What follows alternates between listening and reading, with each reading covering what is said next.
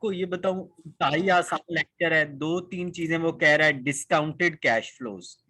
Cash flows क्या होते हैं? देखिए, आपको एक आपने कोई मशीन खरीदी, कोई भी चीज खरीदी, और वो आपको हर साल, पहले साल 100 रुपीज कैश दे रहा है, दूसरे साल इतना दे रहा है 200, तीसरे साल ये दे रहा है। हम चाह रहे हैं कि ये तो उसने 1 ईयर के बाद देना है, 2 के बाद 3। हम चाह रहे हैं कि आज अगर हम निकालना चाहें ना कि इसकी क्या वैल्यू है, तो वो कैसे निकलेगी। तो उसके लिए हमें इन कैश फ्लोज को डिस्काउंट बैक करना पड़ता है। तरीका वैसे मैं आपको गाइड कर देता हूँ। 100 प्लस 1 आई की पावर एन आपने लगा देनी है। फिर आपने यहाँ पे आई की पावर एन जो है 1 लग जाएगी, आई की पावर, सॉरी 1 प्लस आई की पावर एन पावर 1 लग जाएगी, फर्स्ट ईयर है ना, और आई की जगह लग जाएगा 0.10, 0.10 लग जाएगा। तो ये डिस्काउंटेड कैश फ्लो हो जाएगी। अब एक मिनट, 0.10 कैसे? नहीं मैं बताता हूँ आपको, पहले आप दूसरा सुन लें। ये दूसरी कैश फ्लो मैंने 200 लिखा, 1 हमेशा अपने पास से लिखना है। ये देखें 10% हमें गिवन है, इसको कहते हैं 0.10 या आई भी कहते हैं। इस 0.10 को क्या कहते हैं? आई भी कहते हैं। और एन यहाँ पे क्या हो जाएगा? 2। एन क्या हो जाएगा? 2, सेकेंड ईयर है ना। ये हमारी कैश फ्लो है, ये हमारा आई है या आर है, और ये हमारा एन है। इसी तरह हम तीसरे को भी कर लेंगे। ठीक हो गया? तो इस तरह से तीसरे में 2 की जगह 3 आ जाएगा। बिल्कुल, जैसे प्रेजेंट वैल्यूज निकालते थे फ्यूचर वैल्यू से। ठीक है। अच्छा, इफेक्टिव रेट क्या होता है? इफेक्टिव रेट वो रेट होता है is the that is annualise using compound interest. यानी वो रेट ऑफ इंटरेस्ट जो एनुअल होगा, लेकिन ये अपने अंदर कंपाउंडिंग का फैक्टर लेके फिर रहा होगा, उसको हम कहते हैं effective annual rate. Effective annual rate वो रेट होता है जिसके अंदर कंपाउंडिंग का फैक्टर इनकॉर्पोरेटेड होता है। इफेक्टिव रेट कौन सा रेट होता है? मसलन मैं आपको बताता हूँ। इसमें अब ये देखिए, कंपाउंड ऐड होता है। कंपाउंड ऐड होता है। मसलन अगर हमें रेट दिया गया 12%, ये एनुअल है, 12% एनुअल है। अगर वो कहता है 12% सेमी एनुअल हो जाए, तो अब इस 12% को जब हमने इफेक्टिव बनाना है तो इस फार्मूले में डाल के बनाना है। या आप 15% एग्जाम्पल लें, 12 ना लें, 15 लें, 15 लें। देखिए ये क्या है? 15% मंथली, 15% क्वार्टरली, 15% हाफ ईयरली। एक मैं अपने पास से लिख रहा हूं, 15% एनुअली, 15% एनुअली। अगर ये 15% एनुअली है तो इसका इफेक्टिव रेट भी 15% ही होगा। लेकिन अगर ये 15% है क्या हमारे पास कंपाउंडेड मंथली, अगर ये क्या है मंथली, तो ये देखिए ये फार्मूला है। आई को एन यानी तो 12, आई को 12 पे डिवाइड कर दें और एन को 12 से मल्टीप्लाई कर दें। एन को 12 से मैं आपको ये बताता हूँ, 1 प्लस आई की पावर एन माइनस 1। आपने करना क्या है? ये आई है, ये आई है। चले पहले आप लिखें जरा, 1 प्लस 0.15, इधर एन कितना है? 1 ईयर, 1 साल के लिए। इसको हम सपोज कर रहे हैं एन 1 ईयर है, ठीक है। अब यहाँ पे ये क्या लिखा हुआ है चैंपियन? मंथली। क्या लिखा हुआ है? मंथली। तो हम इसको 12 पे डिवाइड कर देंगे। हम इसको क्या कर देंगे? 12 पे डिवाइड। इधर n को 12 से मल्टीप्लाई कर देंगे। n को 12 से क्या कर सर ये जी जी बोले। नहीं, ये फॉर्मूला है 1 प्लस आई की पावर n माइनस 1।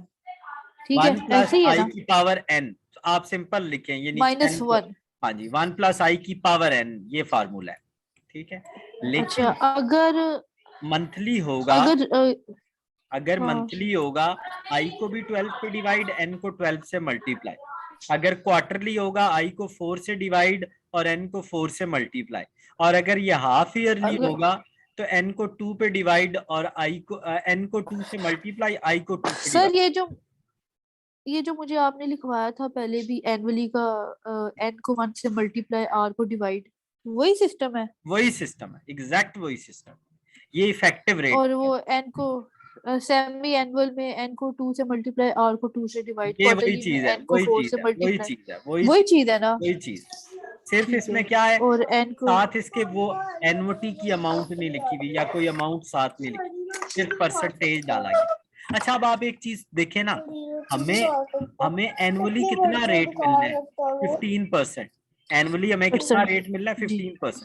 और इसका इफेक्टिव रेट भी क्या है, इफेक्टिव रेट भी क्या है इसका 50। लेकिन अगर ये मंथली होगा तो एनुअली हमें कितना मिलना है 15%, लेकिन इफेक्टिव रेट 16% है। इफेक्टिव रेट वो है जो असल में हमें रेट मिलना है। तो अगर ये मंथली कंपाउंड होगा तो हमें 15 की बजाय कितना मिलेगा 16%। अगर ये क्वार्टरली होगा तो 15.86 मिलेगा। और अगर ये मंथ हाफ ईयरली होगा तो ये 15.5। जितनी कंपाउंडिंग तो कम सर होती, ये जी जी सर ये कैसे पता चलेगा 16.075 आया? ये तो आप कैलकुलेशन करेंगे तो तब पता लगेगा। इस फार्मूले नहीं सर, में ये कैसे करेंगे? ये फार्मूला अच्छा, है ये इससे वन डाला है वन प्लस आई की पावर 1 एन, प्लस और इधर एन। 15 डिवाइडेड बाय 12 किया वैसे हाँ बैंक ए में। ये आपने आपके पास कैलकुलेटर है? जी जी सर है। आप ऐसा करें कि 1 प्लस आई की जगह 0.15 लिखें, उसको 12 पे डिवाइड करें, और ऊपर उसमें उसको फिर 1 में ऐड करें। 0.15 को 12 पे डिवाइड करें,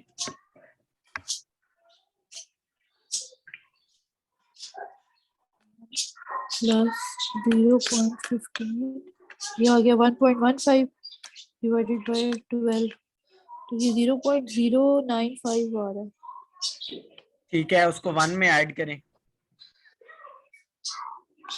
1.09 बिल्कुल ठीक हो गया। 58। और इसकी पावर लें आप 12। ये मंथली है ना, 1 को 12 से मल्टीप्लाई किया तो ये आ गया 2.99870733 अब इसमें से 1 माइनस करेंगे। नहीं, इस तरह कोई मिस्टेक है, मैं आपको बताता हूँ।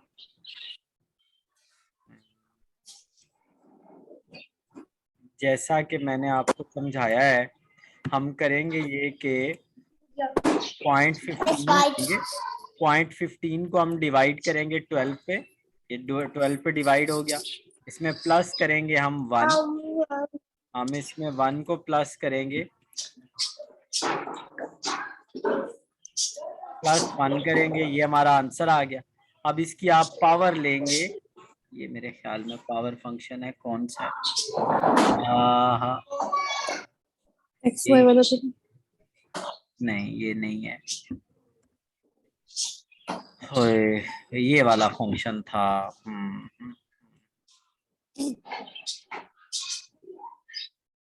ये वाला। अच्छा जी, ये वाला फंक्शन है, और पावर हम इसकी क्या लेंगे 12। तो इसका आंसर आएगा 1.0125। नहीं, गलत आ रहा है। सर ये मैंने लिया 1.16075। एक मिनट है। 0.15 डिवाइडेड बाय 12, ये 12 पे डिवाइड हो गया। इसमें आप 1 ऐड कर दें, ये 1 ऐड हो गया। अब आपने इसकी पावर लेनी है, इसकी पावर लेनी है 1 पॉइंट, इसकी पावर आप लें, पावर इसकी लें 12, ये इसकी पावर हो गई, ये देखें 1.16, ये आंसर आता है। ठीक हो गया। 1.16075। अब इसमें से 1 माइनस करें, और फिर इसको 100 से मल्टीप्लाई करें, इसको 100 से मल्टीप्लाई करें, ये आंसर आएगा 12.075। ये देखिए सेम आ। अब इसी तरह बाकियों को भी आप, अब यहाँ सोचने की क्या बात है, अच्छा जब आप कंपाउंडिंग अच्छा, इसको मल्टीप्लाई भी करना है, आगे मल्टीप्लाई भी करना है 100 जी से। मल्टीप्लाई भी करना है, बिल्कुल करना है, वो बिल्कुल। नहीं इन्होंने लिखा हुआ। हाँ, वो बस इन्होंने चीजें मिस की हुई होती है ना, उन्होंने मिस की हुई होती है। अच्छा, तो बेटे 1 मिनट साथ ही रहना, 1 मिनट साथ ही रहना। ठीक है मोहम्मद अली, वाटर भी पी लो साथ साथ। अच्छा जी, बताओ, कंपाउंडिंग जितनी कम होती जाएगी इफेक्टिव रेट उतना कम होता जाएगा। कंपाउंडिंग जितनी बढ़ती जाएगी इफेक्टिव रेट बढ़ता जाएगा, याद रखिएगा। अच्छा, ये देखिए वो हमें कंपाउंडिंग कह रहा है कि ये 12% कंपाउंडेड क्वार्टरली है। मैंने आपको क्या फार्मूला बताया था सर? आपने बताया था 1 प्लस आई की पावर n माइनस 1। आई की जगह आप क्या लिखें 0.12 लिखें। आई की जगह आप क्या लिखेंगे 0.12। 0 और n की जगह अच्छा, ये जो आपने, इसने 12% किया हुआ है। हाँ जी, और सर ये एग्जाम्पल की बात कर रहे हैं ना। एग्जाम्पल और की सर बात, ये एन की जगह आ जाएगा 2, एन की जगह एन की 2 आ जगह, जाएगा, ये 2 years जगह लिखा। बेटे फिलहाल हम 1 लिखेंगे, 1 साल के लिए ना, फिलहाल 1 लिखेंगे। मम्मा साफ कर लेकिन ये देंगी। क्वार्टरली है तो हम इसको 4 पे डिवाइड कर देंगे और ऊपर 4 से मल्टीप्लाई कर पढ़ाई में कैसे करूँ देंगे। ये आपने बहुत तरीका याद रखना से। है। 1 की जगह हमने 1 लिखा, आई की जगह हमने 0.12 लिखा, और एन की जगह हमने 1 लिखा, एन की जगह हमने 1 ही है, 1 साल के लिए हम 1 साल के लिए देख रहे हैं, हम 1 साल के लिए देख रहे हैं। अगर सपोज हम 2 सालों के लिए देखना चाहें तो फिर क्या होगा सर? सर आप, क्वार्टरली में तो 4 महीने नहीं आते। नहीं, मैं आपको बताता हूँ, ये देखें, मैं आपको ये आपको स्टाइल बताता हूँ इसको करने का, आप जरा ये स्टाइल समझ लें, फिर आप हर क्वेश्चन को कर लेंगे। आपने हमेशा ऐसे फार्मूला लिख लेना है, 1+i⁻n−1, इस तरह लिख लिया, हमेशा ऐसे लिख लेना। जी अब आपने क्या करना है, 1 की जगह 1 लिखे, आई की जगह आपने मुझे कहा 0.12 लिखे, एन की जगह ये देखें 2 years, एन की जगह आप क्या लिखेंगे, जी 2 years। 2 लिखेंगे, 2 यही तो मैं कह था। अच्छा अब यहाँ पे क्या आ गया, क्वार्टरली, क्या आ गया, क्वार्टरली। अब आपने क्या करना है, क्वार्टरली। यहाँ पे भी 4 पे डिवाइड और इधर 4 से मल्टीप्लाई, बस। ये स्टाइल आपने हर जगह अच्छा इंप्लीमेंट करना, ये स्टाइल आपने हर जगह पे, जैसे मैंने आपको बताया है, जैसा मैंने आपको बताया है, जैसा मैंने आपको बताया है, ठीक है, आपने इसको फॉलो करना, समझ गए ना आप? ठीक है सर। जी ठीक है सर। तो ये आपने इस तरीके से फॉलो करना है। आई होप सो कि आप बहुत इजीली कर लेंगे। अच्छा अब ये इस पूरे जी के सर गिर्द समझ आप आ गया। इसके गिर्द आपने ब्रैकेट डालनी है, और यहाँ पे ये 1000 लिख देना है, जो आपकी प्रेजेंट वैल्यू 1000 लिख देना है, ठीक है, 1000 लिख देना है। जो आप, इफ यू प्लेस 1000, यानी आज आपके पास 1000 है, आज आपके पास 1000, वो कहता है 2 साल बाद वो कितने बन जाएंगे, तो वो इतने बन जाएंगे, 1266, 1266 बन जाएगा, ठीक हो गया। 6। अच्छा अब हमारे पास ठीक है। नेक्स्ट टॉपिक वो स्टार्ट कर रहे हैं, बॉन्ड्स वैल्यूएशन।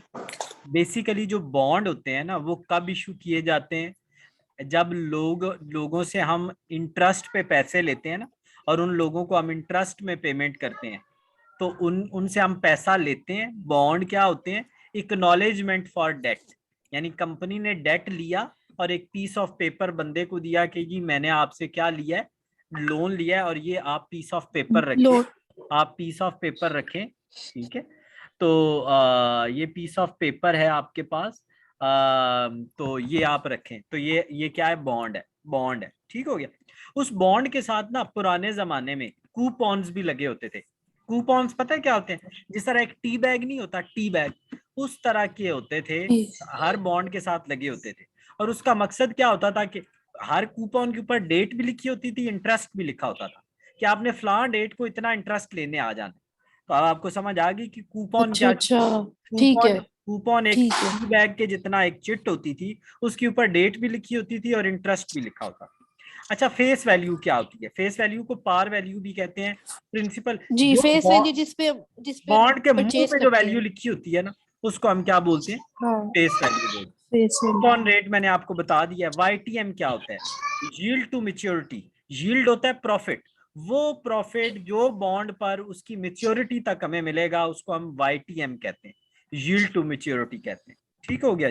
करंट यील्ड क्या होती है, जब आप कूपन को पेमेंट को, जो कूपन की एनुअल पेमेंट है उसको प्राइस पे डिवाइड करते हैं तो यील्ड निकल आती है। अगर बॉन्ड अपनी कीमत से कम पे बिक रहा है तो डिस्काउंट, ज्यादा पे बिक रहा है तो प्रीमियम, ठीक हो गया।